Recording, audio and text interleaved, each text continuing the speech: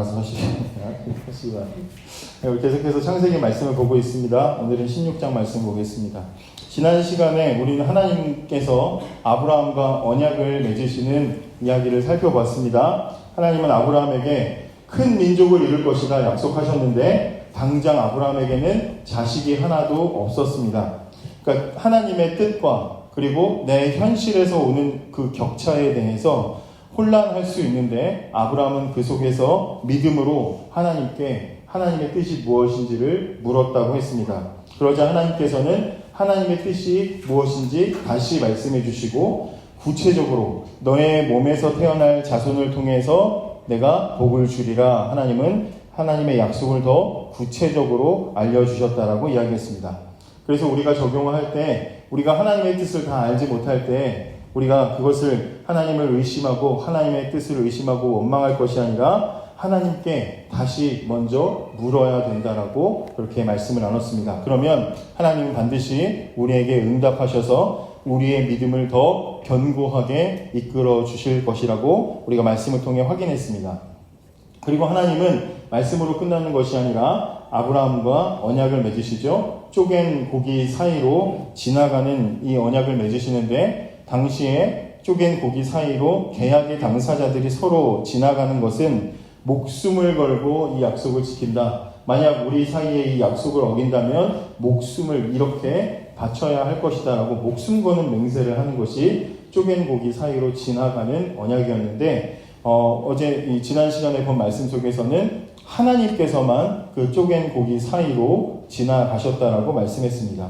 그것은 무엇을 말한다고 했습니까? 하나님이 아브라함의 연약함을 이미 다 아시고 계시다는 것이죠. 아브라함이 하나님의 뜻대로 살아갈 수 없는 연약한 존재인 것을 우리가 아까 찬양으로 고백한 것처럼 연약한 존재인 것을 아시기 때문에 하나님께서 일방적으로 이 약속은 내가 내 목숨으로 너희들에게 지키마 라고 하나님께서 그 의지를 보여주신 것이 쪼갠 고기 사이로 지나가는 이 언약의 장면을 통해서 우리에게 보여지는 것입니다. 신실하신 하나님께서는 우리에게도 그렇게 하십니다. 죄로 죽을 수밖에 없는 인생을 하나님께서는 불쌍히 여기시고 우리에게 대가를 내놓으라고 하지 않으시고 하나님께서 독생자 예수 그리스도를 보내셔서 쪼갠 고기 사이로 지나가는 것처럼 십자가 위에서 그 생명을 우리에게 주셨습니다. 아브라함에게 쪼갠 고기 사이로 지나가신 하나님이 계셨다면 저와 여러분에게는 십자가에 달리신 예수 그리스도가 바로 그 증거가 되는 것이죠. 예수님이 십자가에 달리셨다. 그리고 우리가 이제 12월이 돼서 성탄절을 바라보고 있는데 성탄절을 바라보고 주님이 오시는 것을 기뻐하는 이유는 바로 우리가 지킬 수 없는 그 약속을 하나님께서 지켜주시는 증거가 되기 때문이라는 겁니다. 이렇게 아브라함이 하나님의 뜻을 더 알아가고 있는 도중에 16장은 어떤 이야기를 하고 있습니까? 오늘 본문은 크게 두 여인의 이야기를 하고 있는 것을 보게 됩니다. 한 사람은 아브라함의 아내인 사라의 이야기고 또 하나는 아브라함의 첩인 하갈의 이야기가 기록되어 있습니다. 오늘 성경은 아브라함의 아내인 사라는 출산하지 못했다라는 이야기로 시작을 합니다. 지난 시간에 하나님의 약속과 우리의 현실에는 차이가 있고 이것을 믿음으로 우리가 극복해야 된다라고 말씀을 드렸었는데 아브라함에게도 그 약속을 극복해야 되는 믿음이 필요했지만 역시 사라에게도 이런 믿음의 시험이 있었던 겁니다. 세상을 살 때 오늘 아침에도 담임 목사님 1, 2부 설교하실 때 그런 말씀을 하셨는데 믿음 없이 그냥 살면 아무 일도 일어나지 않는데 우리가 이 땅을 믿음으로 살아가려고만 하면 반드시 믿음에 따르는 시험이 다가오게 됩니다. 당시의 나이가 아브라함의 나이가 3절을 보시면 85세였다는 것을 알 수가 있는데 아브라함이 85세가 될 때까지 자녀가 없었다는 말은 그 부인하고 10살 차이가 나는데 그 아내 사라가 75세가 될 때까지 역시 자식을 낳지 못했다는 말이 됩니다. 그러니까 아브라함이 믿음의 시험을 계속해서 겪는 동안 그의 아내 사라도 바꿀까요? 그의 아내 사라도 믿음의 시험과 성장이 있었다는 거죠. 그걸 바꿨어요.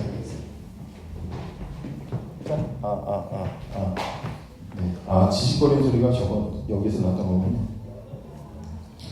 그러니까 남편 혼자만 믿음의 시련을 겪는 게 아니라 남편이 겪는 동안 부인도 함께 같이 믿음의 길을 걷고 그 속에서 오는 시련과 시험들을 겪어가고 있었다는 것이죠. 아브라함이 고향을 떠났을 때 혼자 간 게 아니죠. 부인도 사라도 함께 같이 고향을 떠나야 하는 시련을 겪었고요.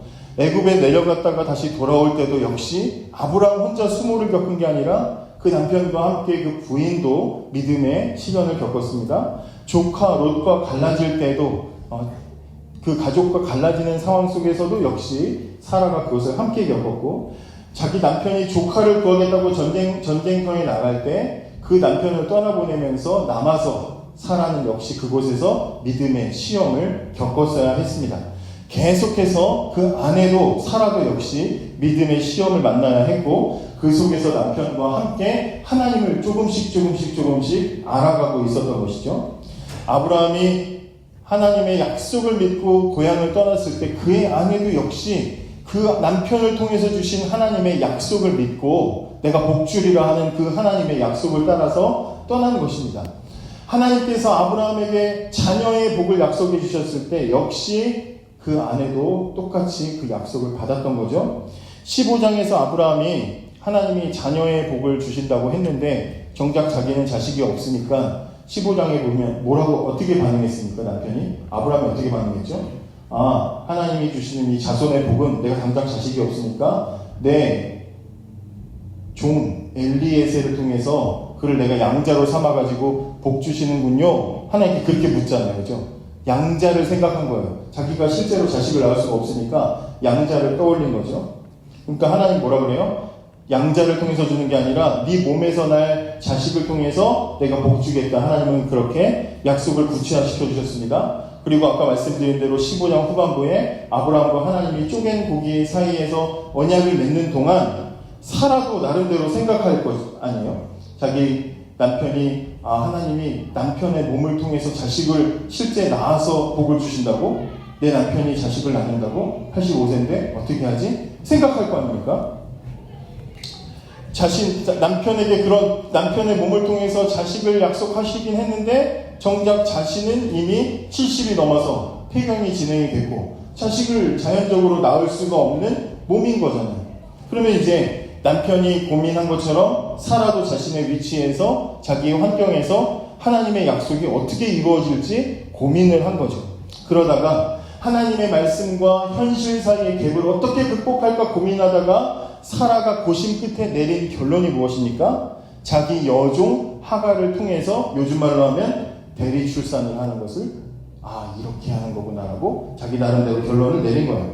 2절을 보시면 사례가 아브라함에게 이르되 여호와께서 내 출산을 허락하지 아니하셨으니 원하건대 내 여종에게 들어가라. 내가 혹 그로 말미암아 자녀를 얻을까 하노라 하매 아브라함이 사례의 말을 들으니라. 옛날 말로 첩이라고 하죠. 첩. 더 심한 말로 씨바지라고 하는 그런 걸 통해서 하나님이 자식을 낳고 거기다 복 줄 것이다. 이게 사라가 내린 결론입니다. 여러분, 이 사라가 하나님을 믿지 않은 게 아니에요. 하나님의 약속을 믿지 않은 게 아닙니다. 그런데 문제는 뭐예요? 사라가 가지고 있는 문제는 뭐예요? 하나님을 믿지 못한 게 아니라 자기 방식대로 하나님을 지금 믿은 거예요. 하나님의 약속을 이루실 건 이루실 건데 그 이루시는 것을 적용할 때 자기 방식대로 적용을 한 거죠. 여기 남편에게 뭐라 그래요? 여호와께서 내 출산을 허락하지 아니하셨으니 단정 짓고 있죠. 하나님이 출산을 하게 할지 안 하게 할지 지금 모르는데 하나님은 이미 내 몸은 끝나게 하셨으니 나는 안 되니까 하고 단정 지어버립니다. 그리고 당시에 아주 흔했던 관례, 대리 출산을 통해서 대를 이어갈 자식을 낳는 방법을 선택한 겁니다. 여러분, 사라가 잊어버리고 있는 게 뭡니까? 지금 이 하나님의 약속 앞에서 사라가 잊어버리고 있는 게 뭐예요? 하나님의 약속이 남편에게만 해당된 것이 아니라 하나님이 남편에게 주신 약속은 부인인 자신한테도 해당되는 약속이라는 것을 잊어버리고 있는 거죠. 하나님이 아담과 하와를 뭐라고 했어요? 둘이 연합하여 한 몸을 이루라. 하나님이 보실 때 부부는 하나예요. 한 몸. 아브라함과 사라를 하나님은 부부 한 몸으로 보고 계시는 거예요. 그러니까 아브라함의 몸에서 자식을 낳겠다라고 하시는 하나님의 약속 속에는 뭐가 들어있는 거죠? 그 아브라함의 부인인 사라를 통해서 자식을 주실 거라는 약속이 그 속에 담겨 있는 거예요. 그러면 하나님의 뜻이 그런 줄 제대로 알아들었으면 우리 아까 찬양으로 고백한 것처럼 그 하나님의 뜻이 이루어지기를 그냥 기다리면 돼요.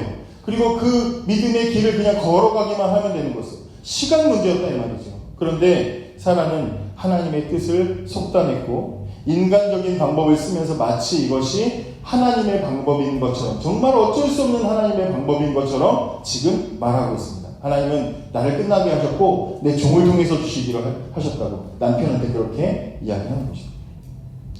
믿음의 문제가 다가왔는데 아브라함과 사라의 반응이 달라요.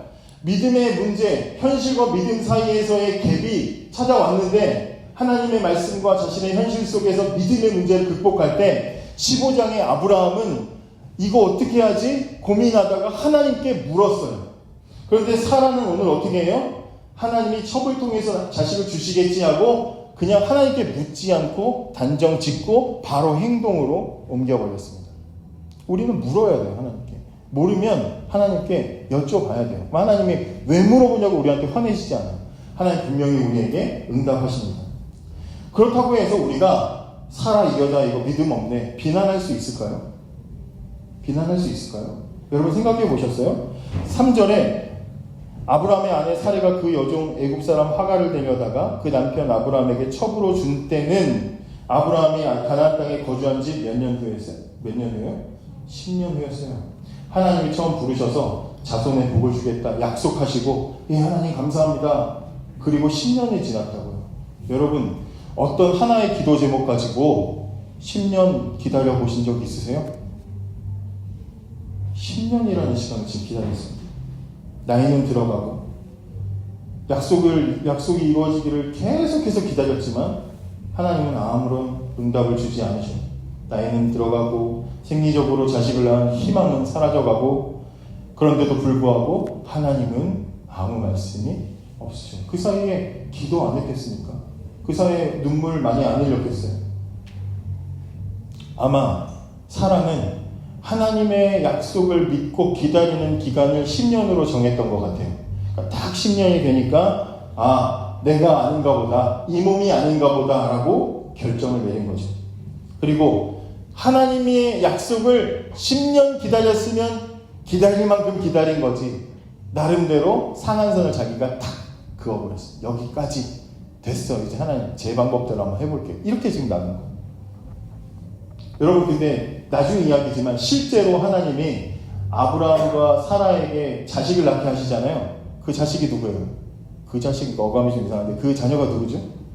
이삭을 낳죠. 이삭은 아브라함 몇 살 때 낳아요? 네? 몇 살 때? 100살 때 낳습니다. 그러니까 하나님 처음 부르실 때 75세인데 100세 때 낳았으니까 몇 년 지나서 자식을 낳았어요? 하나님의 응답은 25년 걸렸어요. 지금 몇 년 차예요? 10년 차. 그러니까 앞으로 지금까지 기다린 것보다 더 기다렸어야 돼요. 그죠? 그런데 10년이면 됐겠지 하고 자기 나름대로 거기서 마침표를 찍은 거죠.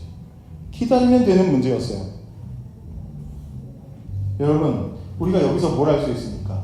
하나님의 시간을 우리가 함부로 절대로 속단해서는 안 된다. 우리는 할 만큼 했고 하나님을 기다릴 만큼 기다렸어요. 우리는 그렇게 말해서는 안 된다는 거예요. 하나님이 우리에게 약속을 주셨으면 하나님은 반드시 그 약속을 이루실 줄을 믿는 그 기다림이, 그 기다림의 시간이 우리의 믿음의 본질인 거죠. 내가 무슨 대단한 어떤 꿈, 어떤 대단한 업적, 뭔가 결과물을 이루어내는 게 믿음의 본질이 아니라 우리 정말 믿음의 본질은 뗄 거 다 떼고 보면 결국에는 그 시간을 얼마나 기다리느냐예요. 견뎌내는 거. 그게 믿음의 본질이죠. 우리는 그런데 잘 기다리지 못합니다. 잘 기다리지 못해요. 하나님을 향한 그 신뢰는 그 기다림의 시간을 통해서 증명되는 거예요. 결국 나중에 어떻게 돼요? 아브라함은 25년을 기다리고 그 응답을 받잖아요.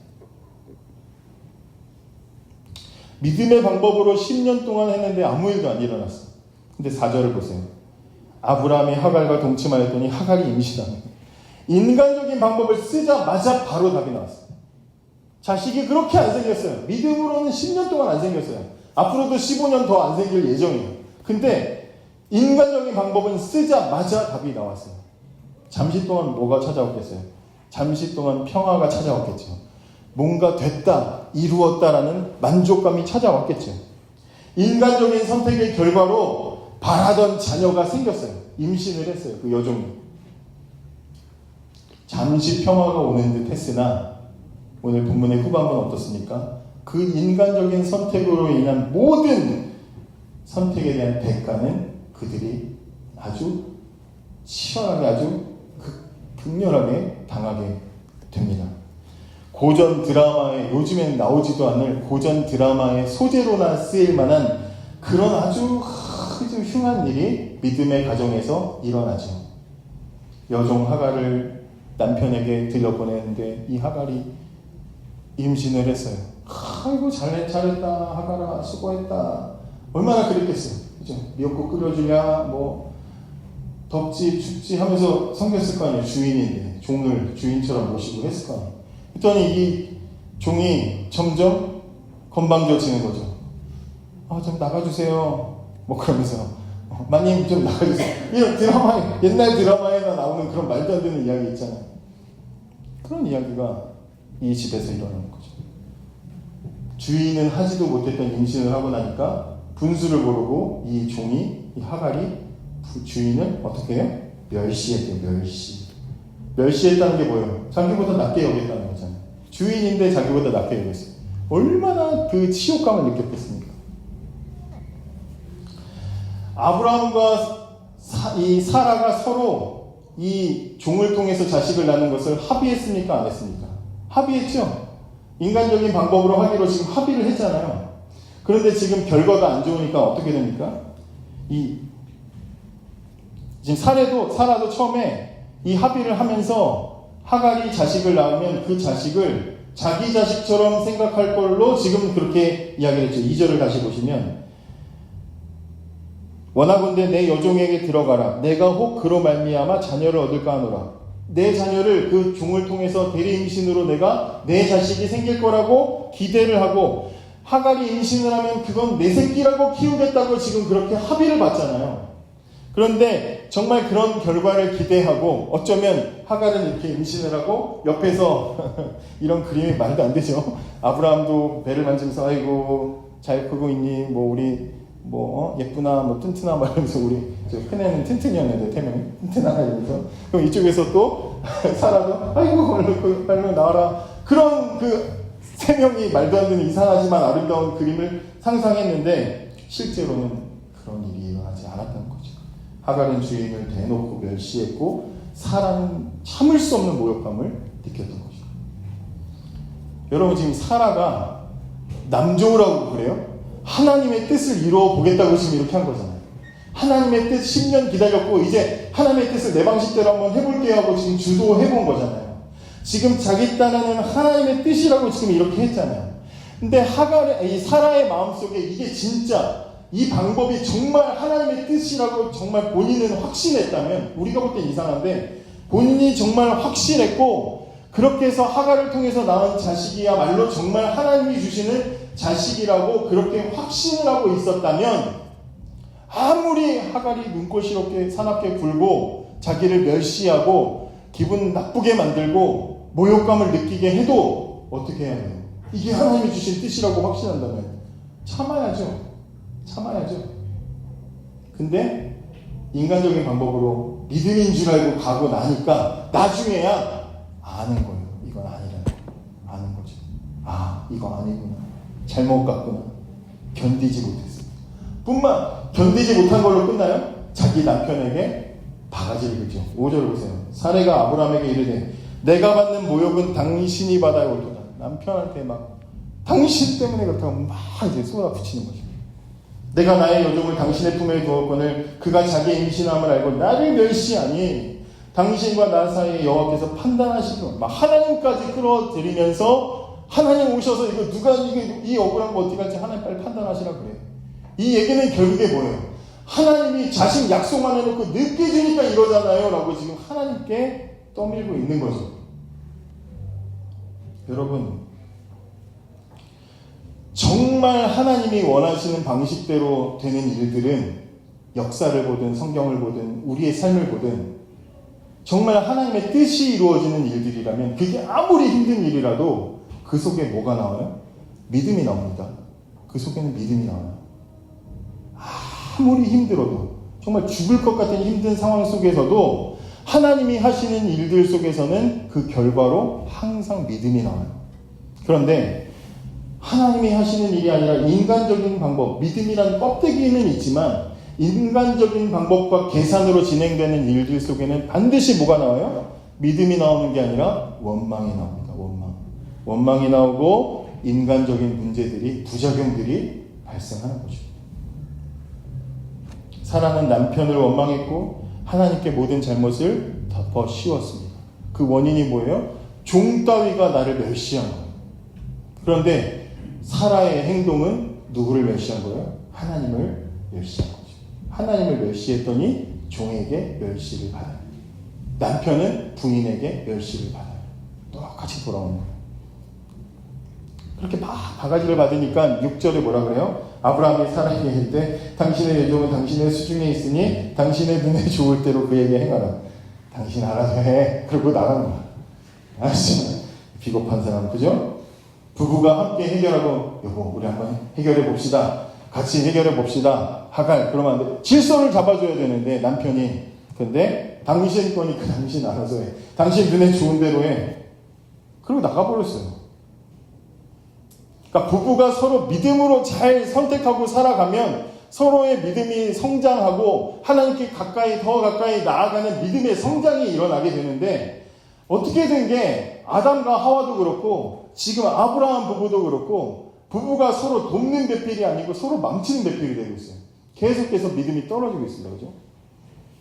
그렇게 남편이 나가고 나니까 6절 후반부에 어떻게 해요? 사레가 하갈을 학대하였더니, 하갈을 사레 앞에서 도망하였더라. 임신한 몸을 가지고, 얼마나 학대를 무섭게 당했는지 임신한 몸을 가지고 도망가 버렸습니다. 오늘 본문의 이야기 속에서 제일 억울한 사람이 누구예요? 하갈이죠. 하갈. 지가 뭐 결혼을 시켜달라 그래서 주인님을 뭐 달라 그래서 어째서, 사랑했어 어째서, 아무것도 안 했잖아요. 근데 그냥 물론 주인을 임신했다고 깔본 건 잘못인데 이런 상황들이 돼버리니까 이 하갈은 임신한 몸을 이끌고 자기 아마 이제 그 고향인 이집트로 돌아가려고 이제 그 사막이 막 시작되기 직전에 오아시스가 있는 그 마을 쪽으로 간 것 같아요. 샘 곁으로 간 게 거기가 이제 그런 마지막 오아시스에서 마지막으로 이제 물 한 사발 마시고 이제 죽든지 살든지 고향으로 돌아가려고 하는 그런 상황입니다. 자, 그런데 하갈이 도망갔다. 근데 오늘 흥미로운 게 있어요. 뭐냐면 성경의 이야기가 지금까지 아브라함 얘기 나오고 사라 이야기 나왔잖아요. 성경에서 비중이 높은 사람도 있고 비중이 별로 높지 않은 사람도 있죠. 상대적으로 볼 때 아브라함과 사라는 비중이 높은 축에 속하는 사람들이잖아요. 믿음의 계보를 이어가는. 그런데 상대적으로 하갈은 어때요?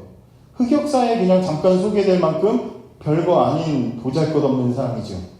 그냥 그렇게 도망갔다 하면 그냥 죽었든지 살든지 그냥 그렇게 끝내도 되는 거예요. 어차피 하나님은 나중에 이삭을 통해서 일하시니까. 그런데 오늘 성경의 얼굴이 어디를 향해요? 하갈을 향해서 가고 있어요. 굳이 관심을 가질 필요가 없는 하갈을 통해서, 하갈의 이야기로 성경이 그 방향을 돌리고 있습니다. 7절, 여호와의 사자가 광야의 샘물 곁 곧 술길 샘 곁에서 그를 만나. 여호와의 사자라는 단어가 여기 처음 사용이 되는데, 이 사자라는 단어는 보통 이제 천사를 의미하는 단어로 써요. 하나님의 천사, 어떤 하나님의 뜻을 전달하는 대표적인 천사로 사용되는 단어인데, 그런데 오늘 하갈을 만나러 오는 이 여호와의 사자는 단순한 천사가 아니에요. 그 증거가 오늘 본문 안에 있어. 단순한 천사가 아니라 삼위일체 하나님 중에 우리에게 나타나시는 하나님이신 제2의 성자 하나님이신 예수님이 구약에서, 아직 이 땅에 성육신하시기 전에 구약에서 그 몸을 비추신 것으로 해석해요. 왜냐? 13절에 그 여호와의 사자를 만난 뒤에 하갈이 뭐라고 고백해요? 한번 13절 다시 읽어볼게요. 시작. 하갈이 자기에게 이르신 여호와의 이름을 나를 살피시는 하나님이라 하였으니 이는 내가 어떻게 여기서 나를 살피시는 하나님을 배웠는고. 지금 하갈은 자기가 도망친 곳에 하나님은 안 올 줄 알았는데 여기까지 하나님이 찾아와서 신기해가지고 그곳의 이름을 이렇게 나를 살피시는 하나님이라고 지었어요. 지금 7절에는 하갈에게 여호와의 사자가 찾아왔다고 했는데 그 여호와의 사자를 만난 하갈은 뭐라고 말해요? 내가 누구 만났다? 여호와의 사자를 만난 게 아니라 하나님을 만났다라고 말해요. 그러니까 하갈을 지금 찾아온 분은 그냥 천사가 아니고 하나님이 찾아오신 것이다. 구약에 가끔 그런 부분이 있어요. 성자 예수님 하나님이 신약에만 성탄절에만 짠하고 아기 예수로만 오신 게 아니라 구약 성경에 보면 곳곳에 하나님으로 나타나신 사람의 모습으로 나타나신다고. 어디 그런 장면이 있어요? 어디 그런 장면이 있죠? 다니엘과 세 친구 이야기에서 사드락 메삭 아벳네고가 절하지 않아서 풀무불에 던져졌잖아요. 근데 3명을 던졌는데 그 뜨겁게 타는 풀무불에 그림자가 몇 개가 돌아다녀요. 4개가 돌아다녀요. 그런데 그 하나는 누구가 떴다고 써있어요? 처음 듣는 얘기 아니죠? 하나님의 아들들 같았다 이렇게 써있어요. 그때 고난의 자리에서 그들과 함께하는 분도 역시 성자 하나님. 오늘 아무것도 아닌 보잘것없는 이 여인에게 지금 이 여자가 도와주세요 한 게 아니라 찾아가신 분이 누구예요? 하나님 찾아가셨어요. 주인을 피해서 달아난 이 하갈의 마음이 어땠겠어요? 임신해서 몸은 무겁고 뜨거운 광야의 태양 아래서 이제 저도 지나가야 되는데 목숨 걸고 가야 되는데 죽을 것 같고 물 한 잔 마시고 이제 가야 되는데 두렵고 심란하고 불안하고 심지어 종이잖아요. 쫓기는 상황이잖아요. 게다가 종으로서 지금 애굽에서 종으로 나온 사람이에요. 그렇기 때문에 이 사람은 돌아가도 도망친 노예는 죽는 거예요. 도망치고 살아야 될 수밖에 없는 그런 사람이란 말이죠. 그런데 그런 하갈을 먼저 하갈이 하나님을 찾은 게 아니라 하나님이 먼저 여인을 찾아와 주셨어요. 여러분, 우리 하나님 어떤 분이십니까? 우리가 이 땅을 살아가면서 겪는 모든 문제들, 이 땅에서 겪는 모든 아픔들, 우리가 고통받는 것들, 실망하고 낙심하고 두려워하고 곤고해할 때 보잘것없는 우리인데도 불구하고 우리를 불쌍히 여기시고 우리에게 먼저 찾아오시는 분이 바로 하나님이시죠. 주님은 그렇게 찾아오시는 거예요. 하갈이 고향으로 내려가기 전에 목을 축이는 동안 회복도 되지 않았는데 하나님이 찾아오셔서 8절에 뭐라 그래요? 사레의 여종 하갈아. 이 말씀을 볼 때마다 요한복음 4장이 생각나요. 여러분 요한복음 4장에 무슨 장면 나오는지 아세요? 요한복음 4장. 사마리아에 예수님이 지나가시면서 수가성이라는 곳을 가실 때 그 우물가에 한 여인을 만나는 이야기가 요한복음 4장에 나옵니다. 이 여인은 비밀이 많은 여인, 남편을 여러 번 바꾼 여인, 그래서 사연이 많고 소문 많아서 밖에 나가지 못하고 집안에만 사는 그런 여자. 사람들이 그냥 보이기만 하면 그냥 뭐 우리나라 지금 뭐 누가 뭐 연예인 누구 임신했네 그런 막 뉴스에 나오고 기사에 나오고 막 봤어? 대박 막 난리 나죠? 그런 여인, 소문 듣는 여인, 그런 뒷소리 뒷담화 듣는 여인, 그런 여인이었어요. 그런데 그 여인이 누구에게도 마음을 열지 않았는데 그 여인에게 예수님이 찾아오셔서 너의 그 비밀을 나는 다 알고 있다라고 주님이 드러내시죠. 너를 다 알아. 나 너 다 알아. 걱정하지 마. 주님 그렇게 하시잖아요. 마찬가지로 주님이 지금 이 하갈을 찾아오셔서 부르는데 얘야, 야 이렇게 부르는 게 아니라 뭐라고 불러요? 정확하게 사레의 여종 하갈. 누구며 이름이 무엇인지 정확하게 알고 계시는 하나님. 그리고 뭐라 그래요? 네가 어디서 와서 어디로 가느냐. 여러분 우리가 창세기를 지금 쭉 보지만 하나님이 가인을 부르실 때도 가인이 아벨 죽이고 도망갈 때도 너 동생 어디 갔냐. 아담이 선악과 먹었을 때도 너 왜 거기 숨어있냐? 이거 뭐라 그랬어요? 하나님 진짜 몰라서 물어본다 그랬어요? 몰라서 물어보는 게 아니라 뭐예요? 정확하게 네가 입고 있었던 너의 본 모습이 이거다. 깨달아라. 정신 차려라. 하나님이 자신의 모습을 깨닫게 해주시는 거잖아요. 이 여자에게도 지금 그렇게 하시는 거예요. 네가 여종 하가라. 너 왜 거기 있지 않고 여기 뭐하고 있냐? 물어보는 거예요. 너는 누구냐? 너의 원래 자리는 어디냐? 네가 지금 여기서 뭐하고 있냐? 자신을 돌아보게 하시는 거죠. 이 하나의 질문으로 하나님께서는 사람이 자신의 자리, 자신의 죄가 무엇인지를 깨닫게 하는 거죠. 여러분, 죄가 뭐예요?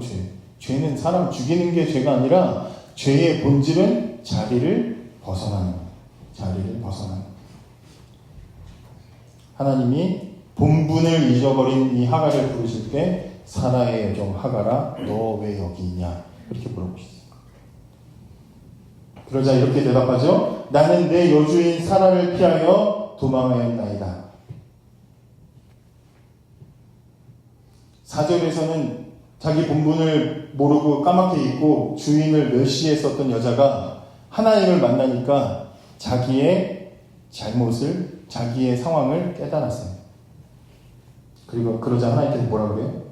9절에 여호와의 사자가 그에게 이르되 내 여주인에게로 돌아가서 그 수하에 복종하라. 네 자리로 돌아가라. 그래야 산다. 네 본분을 다해라. 그러면 살 것이다. 하나님 그렇게 얘기하시죠. 왜 그럴까요? 아까 말씀드린 대로 하갈의 신분은 노예잖아요. 노예는 도망가다가 잡히면 처형당하는 거예요. 그리고 평생 도망자로 살아야 돼요. 그러면 그 하갈이 노예 상태에서 도망자 상태에서 낳은 자식이어봤자 걔도 도망자고 걔도 죽을 수밖에 없는 목숨이에요. 그 자녀를 살리고 싶으면 어떻게 해야 돼요? 두렵지만 다시 주인에게로 돌아가야 사는 거예요. 그리고 실제로 나중에 하갈이 돌아가서 자식을 낳죠. 그리고 정말 아브라함의 아들로 이스마엘이 등록이 된단 말이에요. 근데 나중에 이스마엘이 자라고 나중에 이삭도 태어났는데 이 이스마엘이 지가 먼저 형이라고 동생 괴롭히다가 나중에 엄마랑 함께 같이 이제 쫓겨나요. 아브라함의 집에서 쫓겨나요. 그때 어떻게 쫓겨나요? 자유를 줘서 쫓아보내요. 그제서야 자유를 얻어요. 그것밖에는 살 길이 없는 거예요. 그래서 하나님은 돌아가라. 직장에서 도망쳤다가 다시 그 직장을 돌아가야 되는 상황, 그런 끔찍한 상황이 생기지 않길 바랍니다만 그런 일이 생길 때 얼마나 끔찍하겠어요. 퇴사했는데 다시 갈 수밖에 없는 상황이에요. 그죠? 그런데 지금 이제 도망친 직장에서 다시 돌아가야 되지만 여주인의 학대가 더 심할 수도 있겠지만 그러나 하갈은 돌아갑니다. 왜요? 보잘것없는 종에 불과한 자신을 찾아와 주신 하나님을 만났기 때문이죠. 그래서 믿음으로 고백하는 거예요. 여기까지 찾아오신 나를 살피시는 하나님을 내가 만났노라. 믿음을 가지고 돌아갑니다.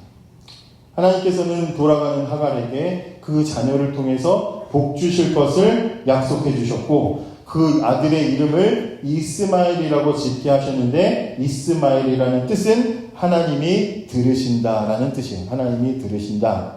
그러니까 무슨 얘기예요? 네가 고통받고 네가 억울하고 네가 사막 한가운데서 호소하는 것을 내가 다 들었다. 그러니까 이제 하갈은 아무리 집 주인 돌아가서 주인이 자기를 멸시하고 무시하고 그렇게 한다고 할지라도 아들 이름을 부를 때마다 뭘 생각해요? 광야에서 자신을 만나주시고 자신의 호소를 들어주시는 하나님을 기억하는 거예요. 이스마엘, 이스마엘 부를 때마다 기억하는 거예요.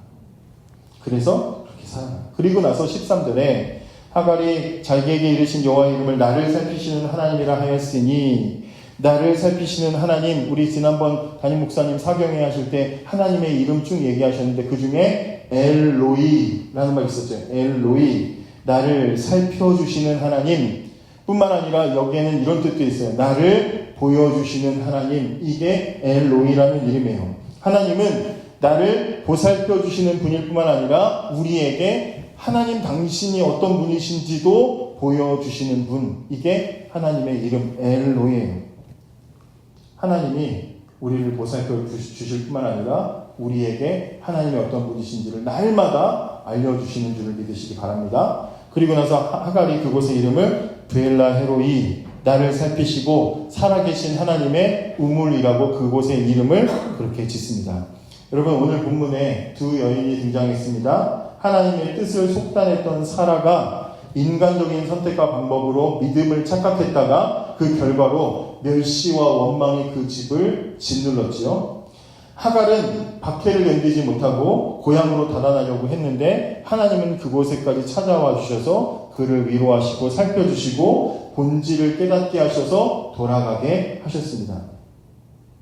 그래서 행복하게 잘 살았다, 이렇게 끝나면 좋겠는데, 여러분, 오늘 본문을 통해서 우리가 반드시 알아야 될 것이 있습니다. 그게 뭐냐면, 분명히 하나님은 하갈을 불쌍히 여겨주셨고 하갈을 통해서 낳은 자식 이스마엘에게도 복을 주셨어요. 자식을 많이 낳게 하셨고 민족을 이루도록 복을 분명히 주셨어요. 아브라함의 자녀라는 이름으로 그 이유 때문에 하나님은 큰 복을 분명히 주셨습니다. 그런데 중요한 사실이 있어요. 성경을 한번 찾아볼게요. 다 끝났는데 한번 찾아볼게요. 갈라디아서 4장입니다. 갈라디아서 4장 22절. 신약성경 갈라디아서, 고린도 전후서 갈라디아서 4장 22절 23절.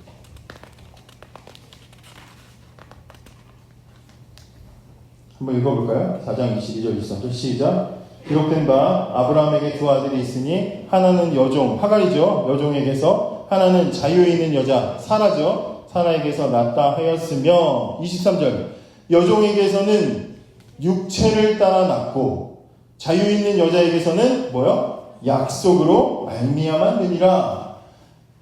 자녀는 자녀인데 차이가 있어요, 없어요? 있어요. 어떤 차이?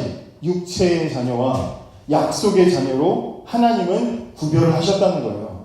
그냥 봤을 때는 똑같은 자녀고 다 잘 됐어요. 그런데 하나님은 분명히 잘 되는 복을 주셨지만, 주신 복은 있지만, 그러나 그 속에서도 하나님은 경계를 두셨다는 거예요.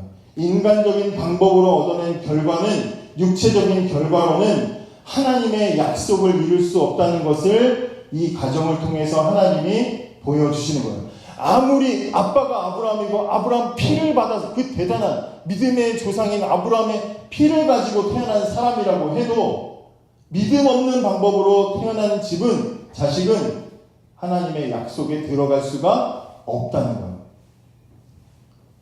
그럼 우리는 아브라함 피 섞였어, 안 섞였어? 섞이긴 뭐가 섞여? 아무것도 안 섞였잖아요. 우리는 뭐예요? 이삭이야 아브라함의 피를 이어받은 진짜 제대로 된 아들이지.